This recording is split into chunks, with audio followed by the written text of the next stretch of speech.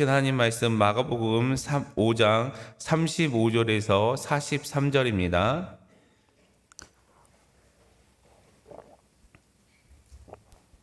마가복음 5장 35절에서 43절입니다. 한 절 한 절 읽고 마지막은 함께 읽도록 하겠습니다. 아직 예수께서 말씀하실 때에 회당장의 집에서 사람들이 와서 회당장에게 이르되 당신의 딸이 죽었나이다. 어찌하여 선생을 더 괴롭게 하나이까? 예수께서 그 하는 말을 곁에서 들으시고 회당장에게 이르시되 두려워하지 말고 믿기만 하라 하시고 베드로와 야고보와 야고보의 형제 요한 외에 아무도 따라옴을 허락하지 아니하시고 회당장의 집에 함께 가사 떠드는 것과 사람들이 울며 심히 통곡함을 보시고 들어가서 그들에게 이르되 너희가 어찌하여 떠들며 우느냐? 이 아이가 죽은 것이 아니라 잔다 하시니 그들이 비웃더라. 예수께서 그들을 다 내보내신 후에 아이의 부모와 또 자기와 함께한 자들을 데리시고 아이 있는 곳에 들어가사 그 아이의 손을 잡고 이르시되 달리다굼 하시니 번역하면 곧 내가 내게 말하노니 소녀야 일어나라 하심이라. 소녀가 곧 일어나서 걸으니 나이가 12살이라 사람들이 곧 크게 놀라고 놀라거늘 같이 읽겠습니다. 예수께서 이 일을 아무도 알지 못하게 하라고 그들을 많이 경계하시고 이에 소녀에게 먹을 것을 주라 하시니라. 아멘. 오늘 하루도 하나님의 은혜가 우리의 삶 가운데 흘러넘치고 사랑이 가득하시기를 예수님의 이름으로 간절히 축복합니다. 12해 동안 혈우증을 앓았던 여인이 어떻게 치료를 받았습니까? 그렇죠. 바로 믿음으로 치료를 받았습니다. 그리고 구원까지 받게 되었습니다. 여인의 상황은 좋은 상황으로 변화되었지만 회당장 야이로의 상황은 그렇게 좋지 않은 상태입니다. 오늘 본문 35절, 36절 다 같이 읽어보도록 하겠습니다. 시작. 아직 예수께서 말씀하실 때에 회당장의 집에서 사람들이 와서 회당장에게 이르되 당신의 딸이 죽었나이다. 어찌하여 선생을 더 괴롭게 하나이까? 예수께서 그가 하는 말을 곁에서 들으시고 회당장에게 이르되 두려워하지 말고 믿기만 하라 하시고 아멘. 35절을 시작하면서 아직이라는 표현이 앞에 있습니다. 이 표현은 예수님께서 아직 말씀 중에 있는 것을 강조하는 표현입니다. 예수님께서 혈우증을 고침받은 여인에게 말씀하고 있는 그 상황 가운데 회당장의 집에서 온 사람들이 소식을 전합니다. 회당장 야이로의 딸의 죽음에서 구원받은 기사의 사건과 그 사이에 혈우증을 앓았던 여인의 치유의 사건은 별개의 사건이 아니라 상호 연관성이 있는 사건입니다. 혈우증을 앓았던 여인이나 회당장 야이로의 딸이나 당시 의술로서는 치료가 될 수 없는, 즉 가망 없는 상태에서 예수님을 통해서 치료받고 회복되는 사건이었습니다. 이 두 사건은 믿음과 그 믿음을 통한 구원이라는 신학적인 주제를 반복하며 강조하고 있습니다. 회당장 집에서 온 사람들이 어찌하여 선생을 더 괴롭게 하니까 라고 말합니다. 이 말은 더 이상 예수님께 부탁할 일이 없어졌다는 뜻이죠. 그런데 이 말을 전한 회당장에서 온 사람들의 이 말을 보면 이 사람들의 믿음의 상태를 볼 수 있습니다. 예수님을 주라고 표현하지 않고 선생이라고 표현을 하고 있습니다.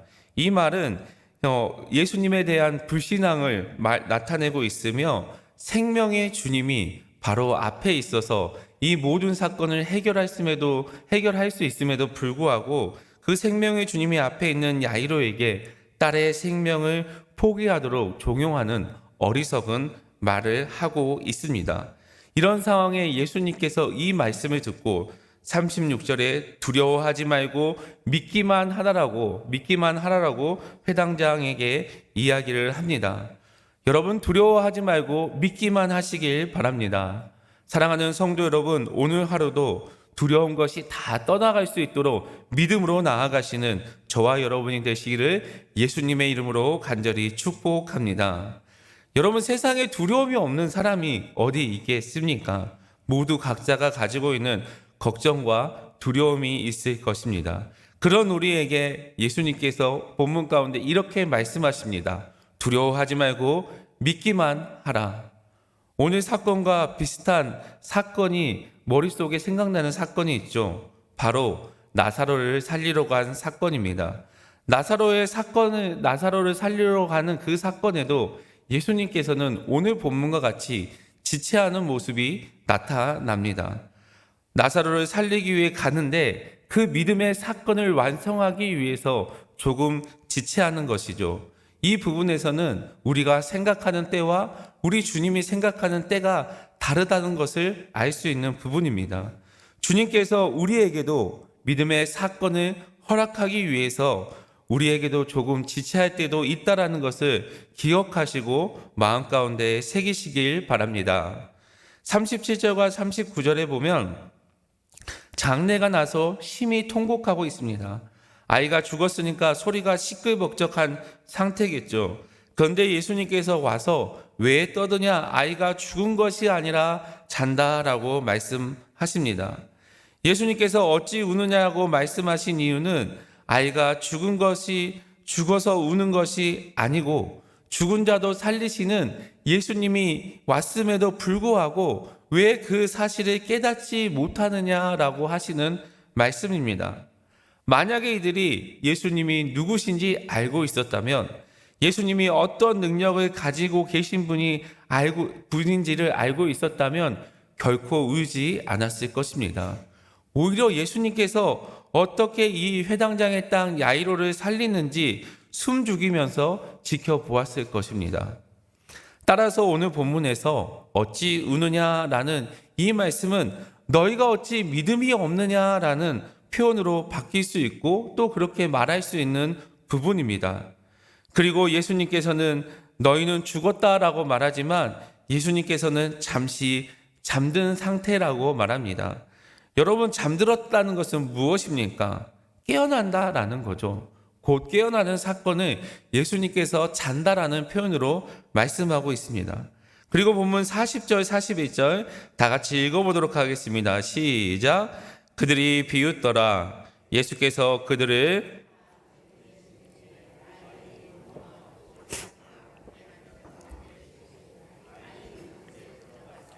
그 아이의 손을 잡고 이르시되 달리다굼 하시니 번역하면 곧 내가 내게 말하노니 소녀야 일어나라 하심이라. 아멘. 40절에 보니까 다 비웃었다라고 이렇게 말하고 있습니다. 지체가 됐고 아이가 죽었으니까 그 사람이 잔다라고 이야기하니까 믿음 없는 사람, 예수님의 능력이 없는 사람이 봤을 때는 어이없는 상황이겠죠. 어떻게 하면 저 사람 정신 나갔나? 애가 죽었다고 하는데 잔다고 하니까 비웃고 비판했을 것입니다. 그리고 예수님께서 비웃던 그 사람들을 내보내셨다라고 오늘 본문 가운데 말씀하십니다. 내보내셨다, 어쩌면 정중하게 내보냈다라고 이렇게 표현하지만 원어에서는 쫓겨났다라는 표현으로 사용되었습니다. 왜냐하면 거룩한 하나님의 사역, 예수님의 능력이 나타나는 그 사역 가운데 믿음의 관점으로 보지 못하는 사람들이었기 때문입니다. 그만큼 우리가 믿음의 관점을 가지고 있는 것, 믿음으로 바라보는 것이 중요하다는 것을 말씀하고 있습니다. 나사로에 갈 때도 내가 깨우러 가노라고 하셨던 예수님께서 오늘 본문에서도 깨우러 간다라고 말씀하십니다. 예수님께서는 죽음을 깨우러 간다라고 이렇게 말씀하고 있죠. 성도 여러분, 부활은 깨우는 사건입니다. 예수님께서는 그 죽음 가운데 있는 사람을, 나사로를 회당장 야이로의 딸을 깨우신 분입니다. 그래서 오늘 이 새벽에 나와서 하나님 앞에 말씀으로 시작하고 기도로 시작하는 초청의 모든 성도 여러분이 잠들었다 깨어나는 그 부활의 은혜를 경험하시기를 예수님의 이름으로 간절히 축복합니다. 소녀에게 달리다굼 이렇게 말하니 소녀가 일어납니다. 그리고 42절, 43절에 이렇게 말하고 있는데요. 우리 42절, 43절 다 같이 읽어보도록 하겠습니다. 소녀가 곧 일어나 걸으니 나이가 12살이라. 사람들이 곧 크게 놀라거늘 예수께서 이 일을 아무도 알지 못하게 하라고 그들에게 많이 경계하시고 이에 소녀에게 먹을 것을 주라 하시니라. 아멘. 소녀에게 일어나라, 달리다 굼, 이렇게 이야기를 했더니 소녀가 곧 일어났다라고 이렇게 말씀하십니다. 소녀가 일어나 걸으니라는 이 표현은 소녀가 병이 들어서 시름시름 앓았던 소녀가 천천히 일어나는 것이 아니라 예수님께서 일어나라 했더니 곧바로 일어났다라는 표현입니다. 그리고 그 사이에 소녀가 곧, 이렇게 곧이라는 부사를 사용하면서 마가는 이 부사를 사용함으로써 예수님께서 말을 했더니 소녀가 즉각 반응했다라는 것을 더욱더 강조하고 있습니다. 그리고 그녀가 죽음의 자리에서 일어나서 걸어다니는 생생한 모습을 보여주면서 그 소녀의 모습을 보고 많은 사람들이 놀랬다라고 이렇게 표현합니다. 여러분, 그 모습을 보고 얼마나 놀랐겠습니까? 죽었다고 생각했던 사람이 일어나면 대부분 귀신이라고 생각하지, 이게 하나님의 역사고 주님의 역사고 예수님의 역사라고 역사라고 깨닫지 못했을 것입니다. 죽은 줄로만 알았던 회당장의 딸이 예수님에 의해서 일어나고 돌아다닌 것을 보면서 아마 정신이 나갈 정도로 놀랬을 것입니다. 그리고 예수님께서는 이 이적에 대해서 알리지 말라라고 말씀하십니다. 앞에 1절과 20절 거라사 지역의 치유의 이적의 사건과 대조를 이루고 있는 부분입니다. 거라사 지역은 이방인들이 거하는 지역이었습니다. 그래서 예수님의 능력이 알려진다고 해도 예수님을 그 정치적으로 메시아로 오해할 소지가 없었습니다. 그러나 이 회당장 야이로가 있었던 가보나움의 사람들은 조금 달랐습니다. 소외된 땅 갈릴리 지역에 속한 이 지방 사람들은 메시아에 대해서 기대감과 예민성을 가지고 있었습니다. 그래서 자칫 소문이 나면 예수님의 사역에 지장이 있는 상태가 될 수 있어서 예수님께서는 그 생명을 살리는 그 사건을, 기적을 행했지만 소문이 나는 것을 극도로 주의하고 말하지 않도록 이렇게 말씀하셨습니다. 그리고 소녀에게 먹을 것을 주라라고 말씀하십니다. 이것은 육신이 회복되어서 음식을 소화할 수 있을 만큼 완벽하게 치료되었다라는 사실을 강조하고 있는 표현입니다. 예수님의 치유 사건은 가정과 마음의 슬픔을 기쁨으로 바꾸는 공동체적 구원일 뿐만 아니라 육체적인 구원이기도 합니다. 야이로의 땅 회당장은 죽음으로 맞이하였을 때 모든 사람들이 죽었다라고 말합니다. 그러나 예수님께서는 잔다라고 오늘 본문에서 말씀하셨습니다. 그리고 깨우는 방법도 간단합니다. 말씀으로 깨우십니다. 소녀에게 명령하셨죠. 달리다 굼, 소녀야 일어나라 라고 이렇게 말씀하십니다. 사랑하는 성도 여러분, 구원이라는 것은 우리가 하나님의 말씀을 듣는 데서 시작되고 믿음에서 시작됩니다.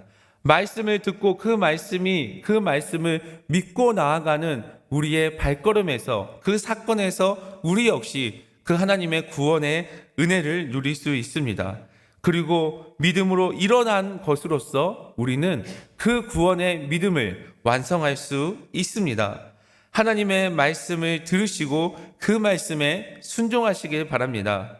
그래서 일어나 걷게 되는 것을 믿으시길 바랍니다. 여러분, 더 이상 주저앉지 말고 믿음으로 일어서시길 바랍니다. 이러한 믿음을 경험했음에도 불구하고 우리는 가끔 의심하고 불신하고 좌절하고 낙심하기도 합니다. 왜냐하면 우리가 하나님의 말씀을 온전히 믿지 못하고 가끔 잃어버리고 우리 마음 가운데 새겨야 될 그 하나님의 거룩함을 상실하기 때문입니다. 주일날 담임 목사님께서 말씀하셨던 것처럼 우리 마음 가운데 거룩함이 있고 우리 마음 가운데 하나님의 거룩함으로 채워진다면 여러분, 우리는 결코 이 세상 가운데 세상의 유혹에 넘어지고 쓰러져 있지 않고 믿음으로 당당히 일어나 걸어갈 수 있습니다. 세상에는 수많은 소리가 들려오고 그 소리가 너무 크고 너무 소란스럽고 우리를 혼란스럽게 합니다. 그러나 여러분, 우리가 거룩함을 우리 가운데 가지고 있고 우리가 그 하나님의 말씀이 우리 가운데 새겨져 있을 때 세상이 다 죽었다고 말할지라도 모든 사람이 안 된다고 할지라도 우리는 믿음으로 걸어갈 수 있고 하나님의 말씀을 온전히 믿고 나아갈 때 우리 가운데 하나님의 역사심을 나타낼 수 있다는 것을 기억하시면서 그 은혜를 누리시는 저와 여러분이 되시기를 예수님의 이름으로 간절히 축복합니다. 여러분, 그러기 위해서 주님의 말씀을 기억하시길 바랍니다. 세상의 메시지를 기억하는 것이 아니라 하나님의 메시지, 하나님의 말씀을 기억하시길 바랍니다. 우리가 이 하나님의 말씀을 기억할 때에 우리가 오늘 말씀처럼 예수님께서 달리다 굼 이렇게 이야기했을 때 우리도 소녀처럼 즉각 일어나고 그 은혜를 경험할 수 있다는 것을 기억하시면서 그 은혜를 경험하시길 바랍니다. 예수님께서 우리에게 오늘 본문을 통해서 일어나라 말씀하십니다. 세상은 수없이 우리를 주저앉게 만들고 우리를 주저하게 만듭니다. 낙심하게 만들고 얼마나 피곤하게 만들고 힘들어하게 만드는지 모릅니다. 그러나 여러분, 세상은 이 세상 모두가 우리를 넘어뜨려 할지라도 세상 사람들은 모두 넘어져 있을지라도 하나님의 믿음을 가지고 일어나면 그 믿음으로 우리는 세상 가운데 하나님의 영향력을 발휘할 수 있는 하나님의 귀한 백성이 된다는 것을 기억하시길 바랍니다. 오늘 하루도 하나님께서 주시는 믿음으로 우리 주님을 부르시길 바랍니다. 주님을 믿기만 하면 그 은혜가 일어나는 오늘 본문 말씀처럼 말씀을 믿고 나아갈 때에 우리가 믿음으로 일어나게 하고 우리가 일어났을 때 우리의 가정이 일어나고 우리 초청교회가 믿음의 교회로 일어나서 하나님의 놀라운 은혜를 이 지역 가운데, 이 대한민국 가운데 나타내는 그 귀한 믿음의 그 주인공의 은혜를 누리시는 저와 여러분이 되시기를 예수 그리스도의 이름으로 간절히 축복합니다. 사랑의 하나님, 감사합니다. 오늘도 귀한 날을 허락하여 주시고 우리가 믿음의 발걸음으로 이 새벽을 깨워 주님 앞에 나와 기도하며 나아갈 수 있게 하심을 감사합니다. 하나님, 예수님께서 달리다 굼 할 때 즉각 일어났던 그 소녀처럼 우리도 믿음으로 하나님 앞에 한 걸음 한 걸음 나아갈 수 있도록 인도하여 주시옵소서. 믿기만 하면 하나님께서 은혜를 베풀어 주심을 우리가 온전히 신뢰하며 나아갈 수 있도록 인도하여 주시며 또 우리가 예수님의 능력으로 이 세상 가운데 안 되는 불가능한 일이 없다라는 것을 우리의 삶 가운데 나타낼 수 있는 은혜를 허락하여 주시옵소서.